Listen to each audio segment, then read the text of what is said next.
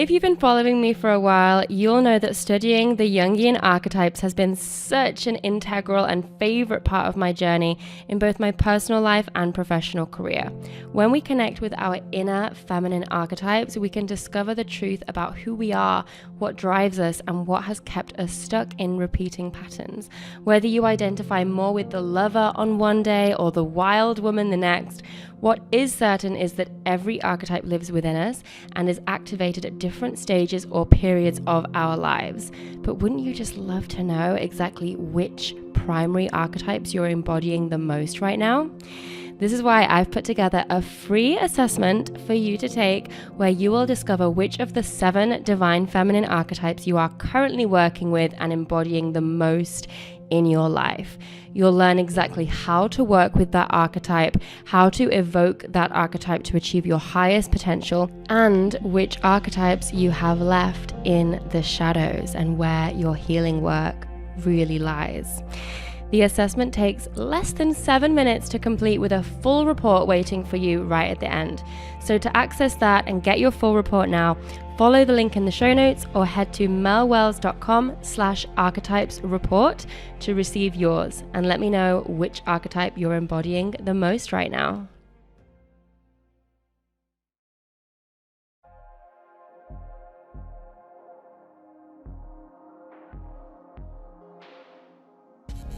Hello, you beautiful, beautiful humans. Welcome back to Love, Sex, and Magic with me, your host, Mel Wells. Today's episode, I am joined by my bestest friend. So excited to have this conversation with Alex. So for those of you who don't know Alex, Alexandria Wombwell-Povey is an empowerment coach and business mentor for female entrepreneurs. Her mission is to reignite the spark within thousands of women to reconnect them with their true desires and make their dream life their reality. Her coming home began following a breakdown she experienced in her corporate career as a broker. Her breakdown became her breakthrough as she realized just how unhappy she was with the life she'd created. She ripped up the rulebook, left her corporate job, and decided to create her own path. She has since then been featured on the BBC, in Balance magazine, and more as an inspiring entrepreneur, in addition to being shortlisted for Young Entrepreneur of the Year and Startup Business of the Year, as well as taking part in Dragon's Den. If you have dreams of either starting your own business in no matter what industry that is in, or if you really have a deep calling to become a coach, this episode is for you. We talk all about business building, leaving our 9-to-5s, creating a life of freedom, and so much more. Alex! Hey babes. Welcome to Love, Sex, and Magic. Thanks for having me. Oh, this is so exciting. I'm really excited. I feel like this has been such a long time coming as well. I know, it really has. I'm so happy that we got to do it in person rather than on Zoom. Yeah, 100%. Because when we first started planning it, it was like, it was going to have to be on Zoom. I think when we first started planning it, we lived in the same house, but we were wrecked. We were too busy just living life and then being like, oh yeah, we need to do that. And then, never happened. So a little backstory. Yeah. And reasons why we're living in the same house. Oh yeah, I should probably explain that. So Alex is actually my best friend. And we have lived together all over the world. And I would actually honestly say our friendship means so much to me that it's so special to me. And it's really like a family friendship. Okay. You and Jake both feel like my sister and brother. And we've spent so much time together. We've literally even lived in the same house together for a number of months. Yeah. Adopted our dogs, who basically are obsessed with each other. Yeah, yeah. So we did Mexico, Costa Rica, then Miami, we've lived together. Yeah. And now I'm moving to Austin, and I'm hoping that you're going to follow. You're coming too, right? I love that I'm already nearly crying. Oh, I actually love you so much. You're my best friend in the world, and I'm so grateful for our friendship. And just even doing the quick run through of everything we've been through together, it's just insane. And I think we're so lucky to have had that experience living together. And I know we said it before, but I think to come out with a stronger friendship from it and not have you know what can happen when you live together, you know, like little things can start to turn into these big things, but for us still to be following each other. In fact, I've got to tell this story. This was hilarious. So when you first said about moving to Austin. Yeah. In fact, I don't think it was Austin at the time. I think you were thinking about LA. Yeah. And we were sat at, I think it was my birthday. We were all sat at the table together. Yeah. And Jake's just like looks around, kind of looks a little bit deflated for a minute. And he was like, so when are we moving? It's like, he didn't even like put up a fight. God. He was like, so when are we moving as well? Yeah, like, and then literally the next day it was like, so we've been looking at like rentals in LA for like the last day. Yeah. Jake sent me a list of like 10 properties. I was like, oh my God, babe, we've still got to November at the very least. Yeah. This was January for context. Yeah. So find yourself a best friend who will follow you around the world. Yeah, that you can just always stay in the same country. Yeah. So that's something that I really think is a great place for us to start, because like how blessed and lucky we are to have created businesses and lifestyles that allow us to travel and be free and have this choice of like, where shall we move to? Where shall we go to? Because when we moved out to Tulum, so the reason that I moved out to Tulum was I was in London. Mm-hmm. We'd gone into lockdown. We were already planning to move to Costa Rica, but Costa Rica borders were closed. Yeah. So we basically looked on the map and we were like, where's the closest place to Costa Rica that we can get to? So we moved to Mexico. This is me and my ex. I feel like I also messaged you about this as well. I feel like things were already at work. You did. Like, I remember saying like, Tulum's open. You could go to... You planted the seed. You were like... Planting it all. Tulum is open, you know? Because it felt like everywhere in the world had been locked down. I think everywhere else was locked down. Yeah. But like, do you ever just like look at your life and you're like, oh my God, like I can literally live anywhere around the world as long as I have an internet connection. Like, how does that feel? And like, could you ever have imagined that, like, you know, 5 years ago or 6 years ago? No, basically. Like, I still have moments constantly where I feel like I need to like pinch myself. I'm like, oh my God, is this my life? Like, is this actually real? Like, I get to just do this. And like, you know, we always are planning trips or we've got things coming up, and I get to have so much flexibility to do that. You know, this summer I've got friends getting married in Europe and here, there, and everywhere. And I just get to say yes without it even being something that I have to overthink out. And I remember when I was sat in my corporate job 5 years ago, you know, thinking, I was scrolling Instagram and seeing people traveling and doing all these things. I never, ever thought truly that I would actually manage to do that. I always thought maybe there'll be something else. But I didn't realize how good it could be or how amazing it would feel to have just so much freedom and so much flexibility. And I think that's actually one of the biggest things. Yes, it's the freedom. Yes, it's the flexibility. But it's actually getting to say yes and get to do things with your friends and with your family or whoever it may be, and just not have to like worry about it too much, you know, not have to think, will work give me this time off? Like, can I make this work? Like you said, as long as there's internet, that is the one thing I'm still relying on. But like, as long as there's internet, good to go. Exactly. Yeah. And like growing up, like the way that you grew up, like the role models that you have, that you used to have, did you have anyone that was kind of showing you this kind of lifestyle? Did you have anyone around you that was like growing businesses, making good money, having freedom, helping people? Like, who were your inspirations back then? Honestly, it was kind of like a mixed bag. So my mum did property, so she had a certain amount of flexibility. She gave that up to a certain extent when I was kind of young. So I think I was like 6 or 7 maybe. So I can't quite remember the timeline. But I remember going to her to rental properties all the time, and she'd be like doing all these things. I basically sat there like, I am so bored right now. And then my dad, he kind of started his own business, but it was very corporate still. So the role model that I saw from that was just very corporate. It was, and more specifically working in finance. And the more that I saw this, the more I had this belief system that the only way to create abundance is to work in certain industries. And that is the way that you do it. Like, I don't think I even really registered that my dad was really running his own business in a way. I think it was more, he works in finance. He goes to the office. Right. That's that, you know? Goes to the office, comes home at the end of the day, clocks in, clocks out, and we have a nice house. Yeah, exactly. And that's what it was. And I think I was also super aware that my parents didn't have that. They'd worked really, really hard. Like, you know, my sister moved house 17 times when she was growing up because they would go to a house, do it up whilst they lived in it, flip it, move all the time. So I think I had this sense of being like super grateful that was a possibility, but also I think I kind of then wrote in the story that it's hard work, you know, it has to be hard. And I think I kind of took those role models and made that my story. And even my school, you know, I this is why I know you're the same, but like, this is why I'm so passionate about school systems having to change. Yes. But I remember the school I went to, everyone went to university afterwards. There was like no other thing that you did. I remember, yeah. Yeah. And I remember 2 guys came back and they'd done a gap year. And even the idea of a gap year in my school was like, like, are they okay? Did they fail their exams? Like, are they okay? Literally, it was like, what happened? It was like, had they fucked up basically? Like, why did they do this thing? Not, maybe they wanted to take a year and have an adventure, you know? So even just, I remember these 2 guys, they came back and did this presentation. It blew my mind, you know, that they hadn't just followed this path. I was so on, this is the path, this is the way to do it. And did you always have that entrepreneurial spirit? Because you've built 2 businesses now that have both thrived.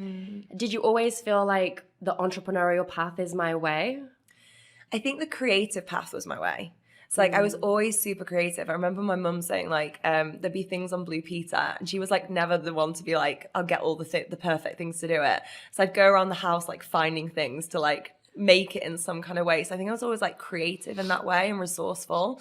But I do remember I always used to say to my dad I was going to buy him a Ferrari when I was older. Oh, so, like, haven't yet bought him the Ferrari, but I think I had that like energy in me of like, watch me, like, I'll do something. Yeah, I love that. And so tell us about the first business that you started, because I know that you spent some time in the corporate world, but you also had this health food business before you started doing the business that you do now. So can you kind of take us back and tell us that story? And I also want to hear how did someone like you then end up in the corporate world?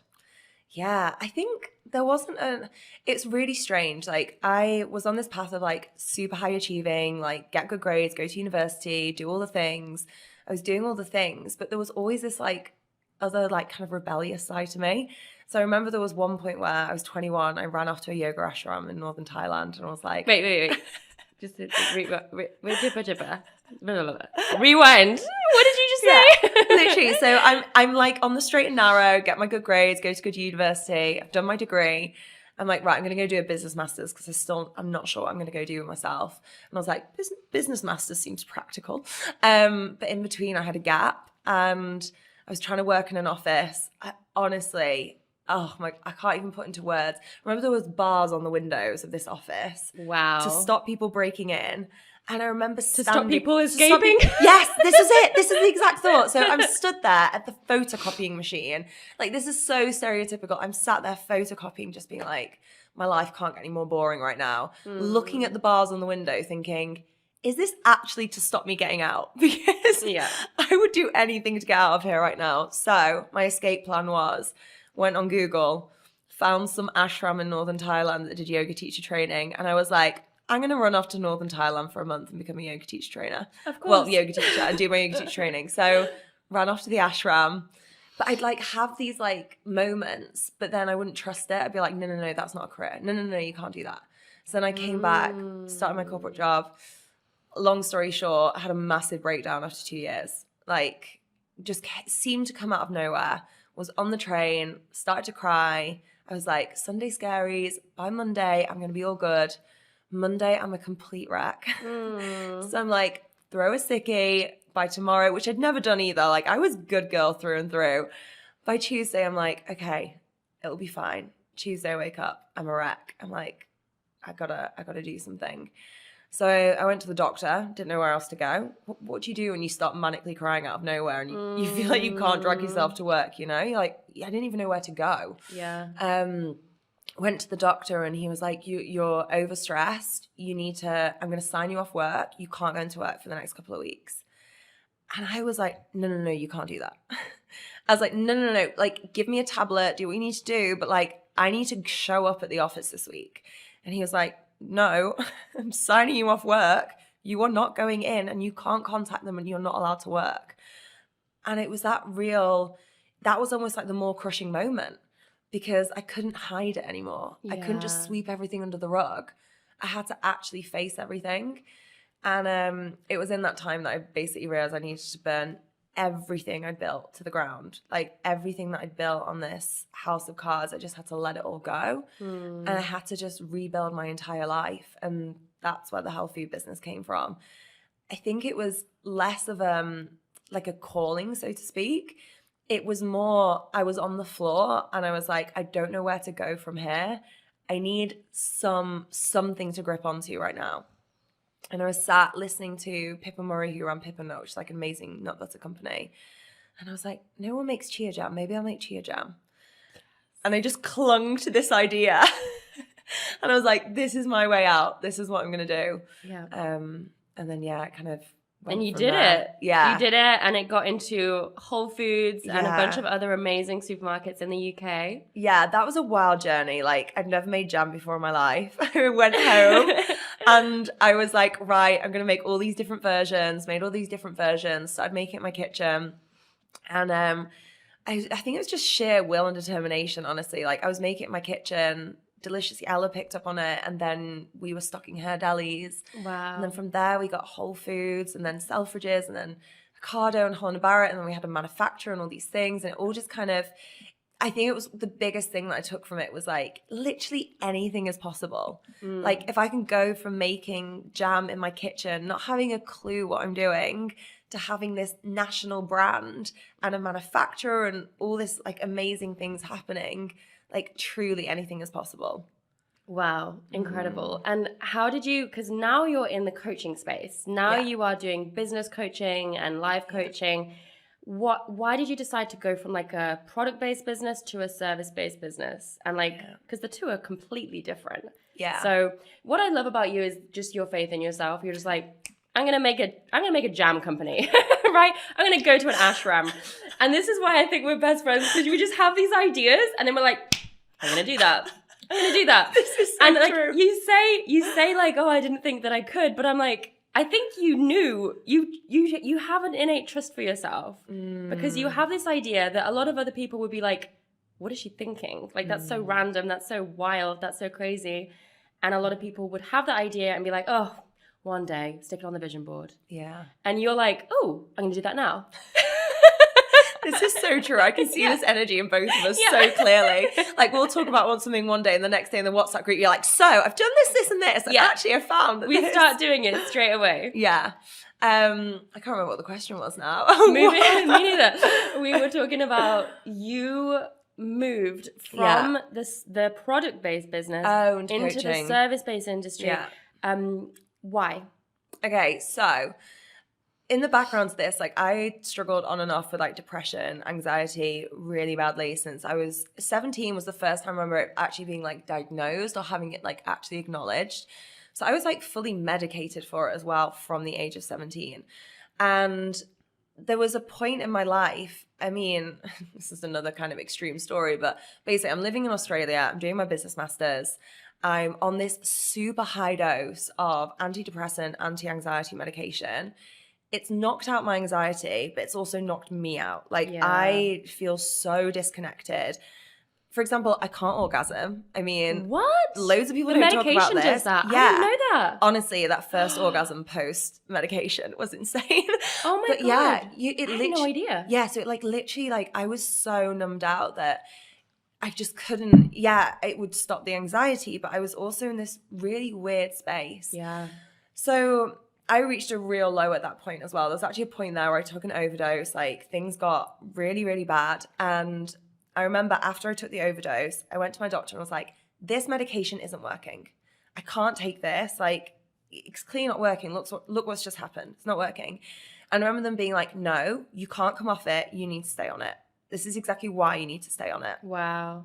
And I did something that I obviously do not recommend, but I took myself off the medication, which can be a bit of a wild ride anyway, because you get, again, something I didn't know. I had really bad withdrawal symptoms. Mm-hmm. But going through this whole journey, I was like, there has to be another way of looking at my depression and my anxiety and helping myself in a more holistic way. Mm. And I think that was twofold. I think the first thing was like recognizing where my life was out of alignment, which is everything that happened with my career. But the other thing was like the health and the holistic side and the personal development side. So I started getting all these books. I started changing my diet. I did all these things to try and support myself. And I think as much as the health food business seemed kind of random, I think that's where that came from. I realized how much of an impact how you're treating your body and what you're putting into it can have on you mentally as well as physically.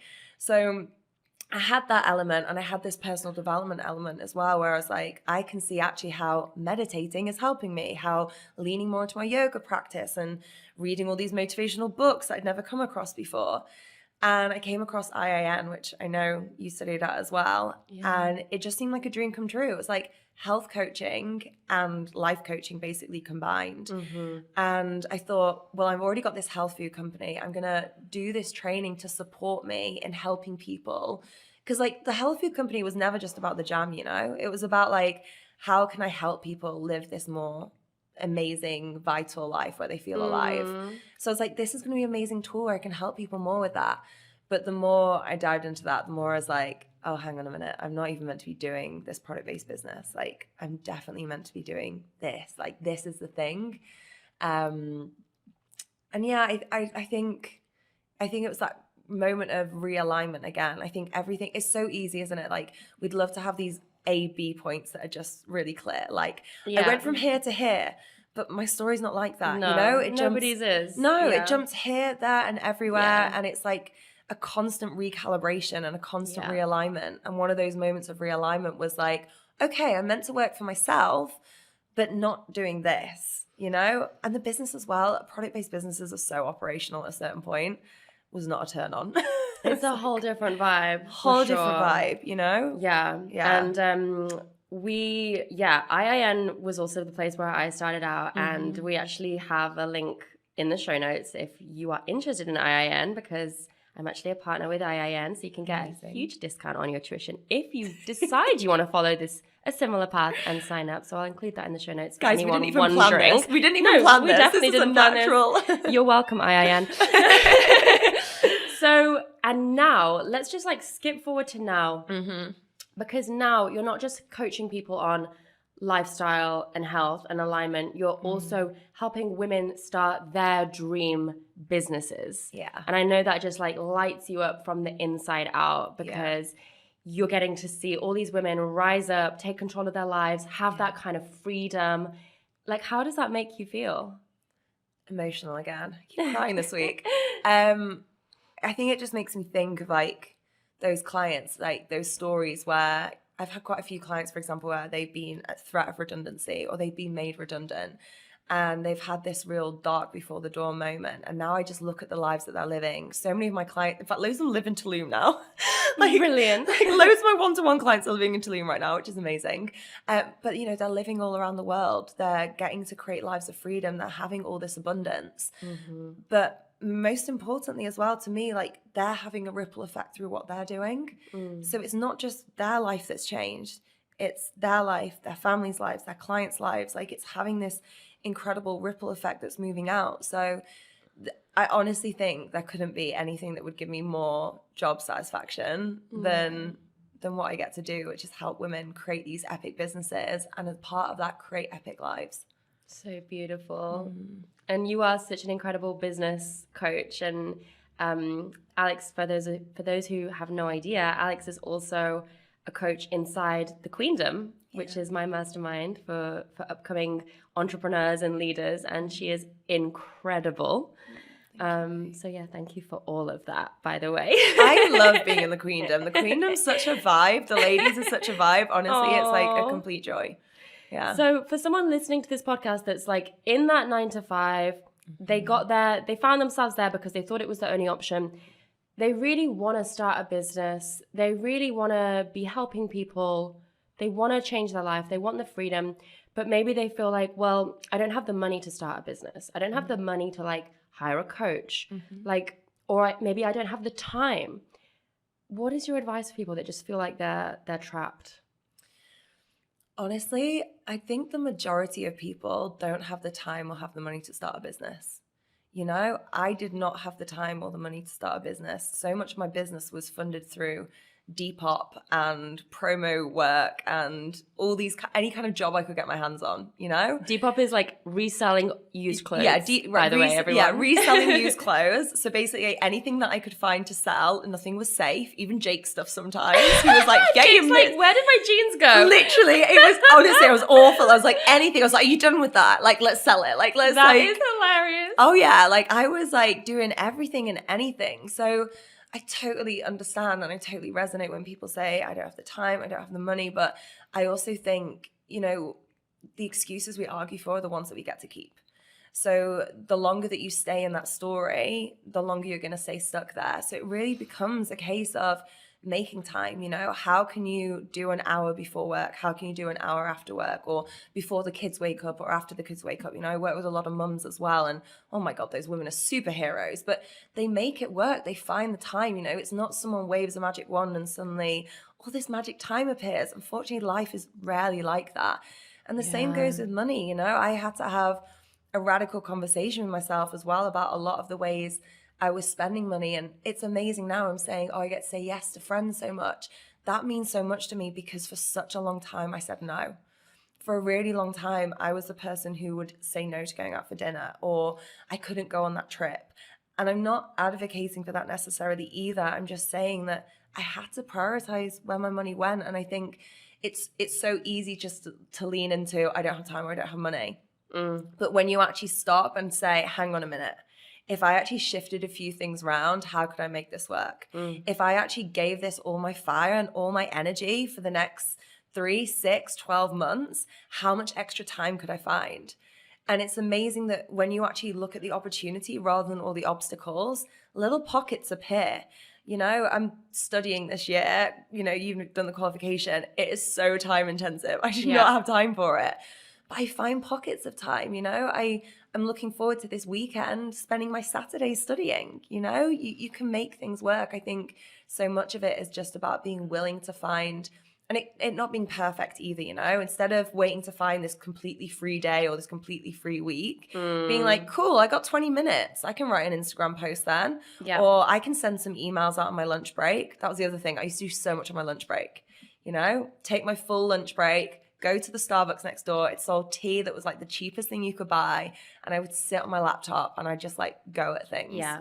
I think when you want something, you make it work. And when you're really connected to the why that you want that, then you just figure it out. You find a way. You just figure it out. You know? And I think if you don't really want it, or if you're not connected to the reason why, you just think that looks nice, you're not going to find those times. You're going to find those excuses instead. 100%. I think it's if you're not connected to the reason why, but also if you're waiting for someone to save you. Exactly. And I think if I'm being honest, I spent a lot of my life waiting for someone to save me. You know, I just thought things were going to start to magically appear in my life, or things were just going to unfold. And even when I started coaching, I was like, oh, like, I'm sure someone will realize I'm an amazing coach and just start to work with me, you know? That's totally like the maiden archetype, which is like waiting for the prince to come, waiting to be discovered, waiting for someone to choose you until she realizes, wow, like I'm the one. I have to choose myself. It's time for me to step into my queendom and my power and stop waiting for someone else to just come along and make it better. Yeah, and you know, I think that's hard for women. I think we all watched Disney growing up and we all have the stories of the prince coming in and coming to save you. And I think even though it's hard for me to admit, I think there was part of me that thought, well, I'm sure one day it'll all work out, or my husband will be earning more than me, or this will happen, or this will happen. And, you know, actually realizing like we get to be our own saviors. We get to be the person that creates these things, and how empowering that is. It really it's exciting that we get to do that. Hey guys, just want to briefly interrupt this episode to tell you about Yoni Pleasure Palace. So Yoni Pleasure Palace is where I go to for all of my sensual and self-pleasure practice needs, from yoni eggs to crystal wands. So today I want to tell you about this brand new addition, this gorgeous golden G-spot toy. It's going to help you have deeper orgasms in your self-pleasure practice. I highly, highly recommend. Head over to yonipleasurepalace.com. Use the code Melissa to get 25% off your entire order. That is the best discount you're going to find online. You're going to have such an incredible time with these toys. It's going to add so much more to your self-pleasure practice. All right, let's get back to the conversation. Yeah, and I'm curious to hear if you see that same pattern sometimes play out in the coaching space, right? Because you have a lot of clients, you have a lot of people in your container, and, do you feel like people are kind of wanting someone to come along and say, here are all the answers, here's how to do everything step by step by step? Because personally, anytime I've ever worked with someone that has given me the steps, I've followed the steps and it hasn't worked. The only time that it's worked has been when I've taken their steps, taken inspiration, and then done my own thing, trusted myself, trusted my intuition. Yeah, and I think, I have to take responsibility as well, because I think I'm also part of, not necessarily purposefully, but I do think sometimes people are seeing coaches on Instagram and seeing what's happening, and business coaches saying, well, I can give you these steps. And they're just taking that as like, it's like a plug and play. Yeah. As in, I literally just plug this in and then I get this out the other side. And I think it's really important that people remember to bring themselves in. And, when you say that, what I hear is like your intuition coming through and your innate guidance and your innate creativity and your innate wisdom, like allowing that to flow through. And I do think there can be, I have come across it where it's, oh, but I did this, and this, and it didn't work. Right. And it's like, okay, well, did you try this? What about this? And like, what can you learn from next time? I think that's the other thing, like moving away from this. This is something I've been talking about so much recently and I'm so passionate about, is moving away from this instant win kind of mentality. And like, oh my God, it's amazing when you have those moments of quantum leaping. I've had it in my business. I've had clients have it in their businesses. But I think sometimes we forget the beauty of the growth and the journey to get there, and how much wisdom comes from that, and how much personal healing comes from that as well.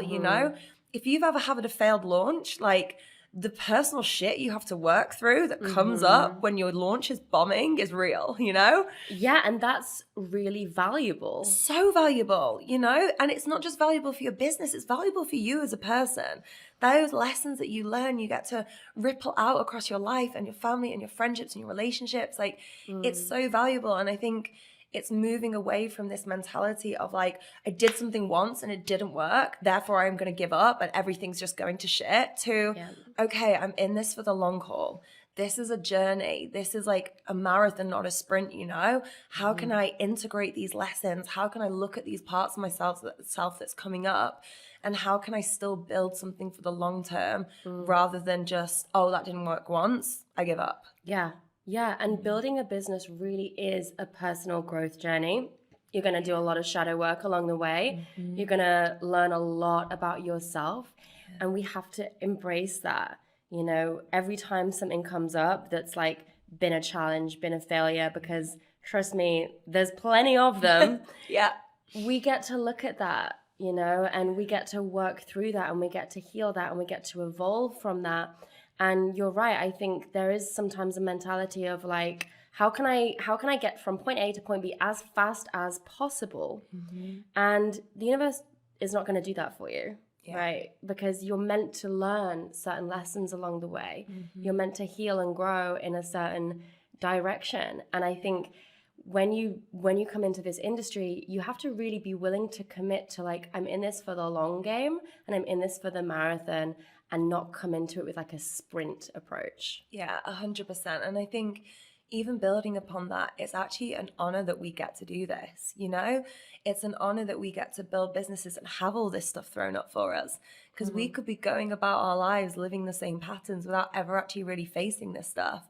I think the fact that we get to build a business and also go on this intense healing personal journey, we're so fortunate, It's actually an opportunity. It's not something negative, Yeah, absolutely.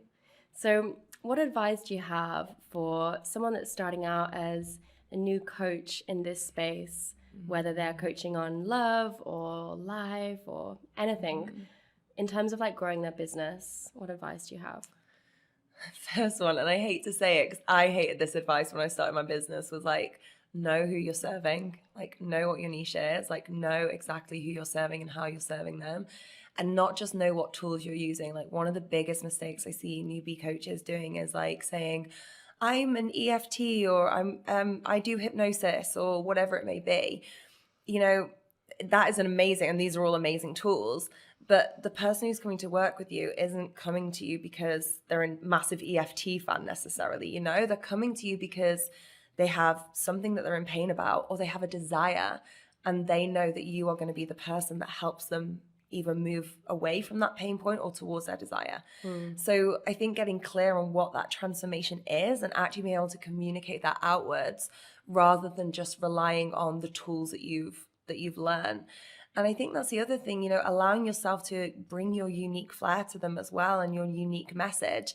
I know it was something that I see a lot of new coaches being really scared of doing, and it's something I was scared of doing myself. But I think the sooner you can trust yourself and trust your unique way of sharing a message, and also just trust your own messages and your own lessons and gifts and processes that you've worked through rather than always needing a framework, I think the quicker people are going to resonate with you and want to work with you instead of other people, because you've got that unique energy that you're bringing to it. Beautiful. Yeah, it's so true. So true.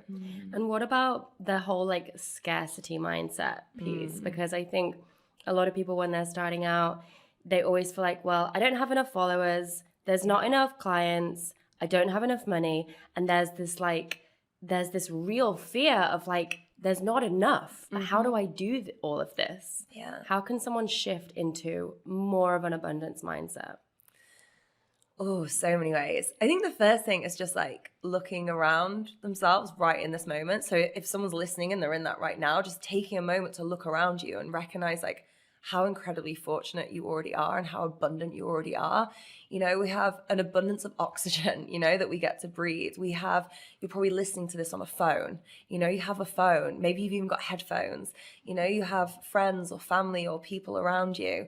We have grass and trees and ocean, and all these things are abundance. It's not just money. So I think moving away from it just being money is one of the first things, and recognizing how abundant you already are is one of the most amazing things that you can do. And I think like building upon that, being grateful for what you do have. Like I remember I would look at my bank account and I had like £20 left, and it wasn't even £20, it was like £20 left of overdraft limit. And I'd be like, wow, I'm so grateful for this £20. And I put some music on, I'd be like dancing, and I'd be like, this is amazing. And I think it's just constantly leaning into the gratitude of what you do have rather than constantly focusing on what you don't have. So if you've got 100 followers, if you actually Google what 100 people look like, it's amazing. If you get out of the number and actually look at that as human beings all together, it's a huge amount of people. So celebrating those 100 people. And if you throw a workshop, you know, my first workshop, 2 people showed up. You know, it was tough going. And then I had to like rope in friends to come to workshops because I wouldn't sell tickets. I remember that. Yeah, I made a loss on one of my very first workshops because I'd hired out the space and I didn't sell enough tickets. Like all these things, like it's so easy to pick scarcity, but we get to choose abundance and say, wow, 2 people have trusted me enough to show up to this tonight and to actually spend an hour with me or 2 hours with me, however long it is. How incredible is that? And the more you lean into that, I think the more abundance you attract. But it becomes harder for that scarcity voice to step in as well, because you just realize how abundant you already are. Yeah, totally. It's about like being grateful for what you've got rather than wishing that you had more. 100%. I think once you're in that place of gratitude for what you have, you can still desire more. You know, it's not about like saying, well, you should be grateful for what you've got and don't want any more from your life. Like, I know neither of us are like on that vibe, but it's just saying like, I can be grateful and still desire more. And it just like my whole body drops when I say that. Like the energy feels so much cleaner and clearer. And I think as well, if you are a coach or a service provider, people are going to feel that. You know, if you're in, I need you to sign up because I need to pay my rent this month, people feel that energy. Yeah, it's icky. Yeah. So icky. So icky. Whereas when you're do you know what? I'm already so abundant and I actually want to pour into you and support you in this journey. And this is going to be an incredible journey and a partnership. People feel that instead. So I think it's really important to be coming into that abundance place. And speaking about money, you know, do you feel like there's still like a lot of stigma and shame around like women talking about money, talking about how much they're earning from their businesses? What's your take on all of that? I don't know, because I happily talk about it, to be honest. Like, my perspective on it is when I was in my corporate job and I had no idea what was possible, there were other avenues possible, it would have been so helpful, or it was in some instances, to know, oh my God, I could be earning that, not doing this. Just like expanding the possibilities. Now, I think there probably is some stigma around it still. But I think when we zoom out of it being about us and recognize that it can help so many other people, knowing that, the more amazing it is. I would say one shift that I've noticed personally is like, I'm less interested talking about how much money I'm earning. I'm more interested in talking about how much my clients are earning now. Like, I feel like now I'm like, I'd rather spotlight them and like the amazing things that they're doing rather than necessarily, but I know I was so grateful to the women that showcased that to me. So when I've had the opportunity to do that and say, hey, look, like you can actually do this, doing something you love, I've taken that opportunity. Yeah. I mean, it's really like women celebrating themselves and like how far they've come, especially if they come from like not having anywhere near that, you know? And I think like women have not been empowered around money for a long time. It's only really like the last, I want to say 50 years, but every time I say a number, I'm like, no, I'm actually way older than I think I am. So it's only really in the last 50 to 100 years that women have been able to earn proper money. But even with that, you know, I bring this up quite a lot, but like with VC funding, for example, so venture capitalists put money into startup businesses to support them, or growing businesses as well. I think it's like the stats change slightly, but it's like between 1% to 2% of female founded businesses is it, in terms of the funding that goes out, it's only 1% to 2% that goes to female founded businesses. You know? Yeah. 98 to 99% of that is still going to male founded businesses. There's still such wild. a gap when it comes to money, women, business. And I think what you were saying as well, I think it's also deeper than just the money. I think having the sisterhood and friendship to celebrate each other and not tear each other down or not bring in jealousy, I think that's still something that is being worked through. Yeah. And everyone's got stuff to work through when it comes to their relationship with money, right? And I bet you have so much of this. I bet you see so much of this with your clients. And I think you and I have probably both had to work through a lot of that stuff to kind of get to where we are, because there's a lot of stuff around money. You know, we've heard a lot of this stuff growing up around like money is bad, money is the root of all evil, and like more money, more problems. And yet, you know, we're in an industry where we're seeing people make money and do like really good things in the world. What was like your journey with, like, what did you have to overcome when it comes to like your money mindset? Oh my God, everything. I was full on that person that had to listen to like money mantras and hypnosises and like multiple times a day and work. And do you know what? I'll be honest, it's still a journey in that I do find still when like the amounts are changing or things, sometimes I still have to find myself like recalibrating and redoing some of that work or doing that work to another level to say, oh, okay, I'm actually feeling safe around that amount, or that feels okay, or this feels good, or I'm open to this. I had a really strong story that like if you had money, you're a snob. And like all these, So when I went to high school, like basically I went to like a normal junior school. And then when I went to high school, my parents were doing much better and they were like, we want to send you to private school. We want to give you the best opportunities, which was, you know, incredibly loving of them. But I went into this private school and did not fit in. I remember telling you this the other day, I got called Scally Alley, which is basically like a chav, like a kind of like, I don't even know how to describe what a chav is, but anyway, it wasn't a term of endearment. You know. If you know, you know, it wasn't a term of endearment. And I built this story then that actually if you had money, you were a snob. and like all these stories around it. Now, obviously, if I'm going around thinking, and this can apply to if someone's listening and they're thinking, oh, I have this story about money, that if I have money, then I'm evil or I'm self-centered or whatever it may be. Yeah. If we're walking around with this story, we're not going to invite money into our life. We're going to be rejecting money, because why do we want to become that negative thing, you know? Completely. I didn't want to become a snob or any of these things. So it was interesting just unpicking all these stories that I'd created or picked up from other people. So many of them weren't even mine. And actually unpicking them one by one and realizing, oh, I get to create my own story with money. And the biggest thing that shifted it for me was recognizing that money's energy. You know, it's not inherently good or bad. Now, the way that people use money could be deemed good or bad, but that's more about them than the money, you know? And like you say, we're in this industry where I see people constantly doing such amazing things with their money, and it's so inspiring. I think that could only be a good thing. Totally. It's funny. I actually have a really similar story, but like almost like the opposite way, because I went to a private school, and the dance school that I went to, I was the only one at a private school. Yeah. And I got excluded from the girls in this dance school. Yeah. And the thing that they didn't like about me was that I was posh, apparently, and like went to a different school. And so I think I internalized that to be like, if I look like I've got money, or it makes me different, and people then won't like me. Wow. So you're going to be rejected by others. Yeah. That's one of the scariest stories you can have as well, because rejection from other people makes us think, I mean, if we really trace it back, we think we're going to die. Yeah. Wow. Rejection from the tribe. Yeah. I don't fit in. I don't belong. How did you overcome that one? How did I overcome that one? Yeah. It's been a journey for sure. But because I'm guessing that would link to like sisterhood stuff as well, you know, being rejected from a group of women as well. Yeah. There's definitely been like a lot of sisterhood wounds for me to overcome, like along the years, like feeling like I don't fit in, feeling like I don't belong. And I think just deciding that I was okay with that was the first step. Just deciding, well, maybe I'm not meant to fit in. Maybe I'm meant to just, you know, figure it out by myself. And maybe Aquarian energy, maybe these strong. I was like, maybe these are just not my people. And then I think like the more I evolved and the more I trusted myself on my journey, the more I kind of found my own people.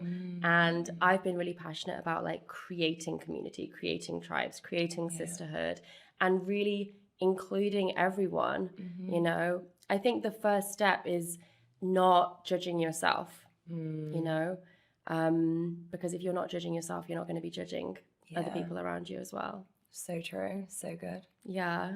And you make amazing communities as well. Thank you. I So think incredible. that's why community means so much to me. Yeah. So I know that manifestation also plays a huge part in your business. And I want to know, what are you currently manifesting? Ooh, that's a really good one. What am I currently manifesting? On a really boring practical note, a car. Taking the dogs to the dog beach. So that's like my kind of more practical one. On a bigger level, I'm really feeling called to make more of an impact in regards to manifestation.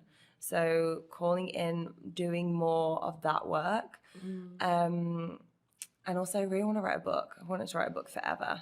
So I feel like this is the year that I'm really going to like dedicate myself to that.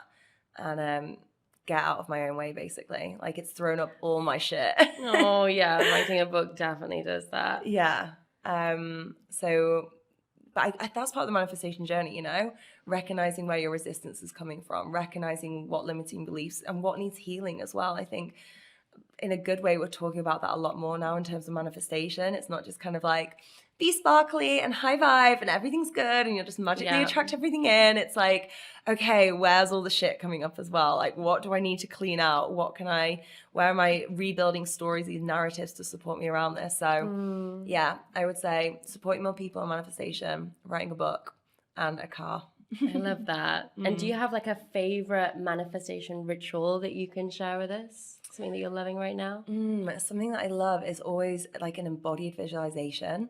So instead of just sitting and being in a visualization, having some music on, normally something that like really pumps me up, and like walking around my room as if it's already happened. So like being in that energy and being in that vibration, and I'll be like dancing and cheering. I'll be crying sometimes. Sometimes there's almost like an energy of collapse as well. Like it's really interesting seeing what comes up for me around it. But just like walking around in that manifestation as if it's already happened. I got busted by my neighbors a couple of weeks ago there, and it was really embarrassing. I could see both of them looking through the window into my office room being like, what is she doing? Oh. But no, yeah, that's definitely my favorite process, like walking into it. Love. So Alex, something that you are loving right now? Something that I'm loving right now. Getting this time with you, babe. Getting to have this chat with you. Yeah. I mean, we do see each other every day. I know, but I haven't seen you for like 2 weeks. I mean, I have seen you the last 2 days, but bar that, I feel like it was like 2 weeks. So I'm loving time with you, babe. Oh, likewise. Something that turns you on. Women stepping into their power. Ooh, yum. Yeah, when they're just like declaring it, you know, and just standing there and being like, this is me. I'm like, oh, yeah. Love that. Yeah. And the last time you experienced magic? Last time I experienced magic. I know you asked these questions. I should have thought about this. I know I spoke about this a little bit when we spoke with Sahara, but the retreat. I just ran a retreat in Tulum, and like the only word that I can use to describe it was magic. It was pure magic. So yeah, I'm still feeling the ripples of that for sure. So beautiful. Well, Alex, it's been such a pleasure to have you on. Thank you so much. Is there a final message that you want to send out into the world for aspiring entrepreneurs and coaches that are listening? Keep putting one foot in front of the other. I know it doesn't sound like necessarily the most inspiring, sparkly quote, but I think on those days when it's tough, just knowing, just keeping them steps forward. And on those days where you feel good, taking big steps forward is one of the most powerful things that you can do. So, yeah. Beautiful. It's been a pleasure. Thank you so much. Thanks for having me. I love you. So, my loves, I hope that you loved that episode. If you did, please do share it on Instagram. I would love to see your story tags of you listening to the episode. We love to hear which episodes you guys have loved the most. Please also make sure that you leave us a juicy review on Apple, iTunes, or the podcast app, because that means so much to me and it really helps this podcast spread far and wide.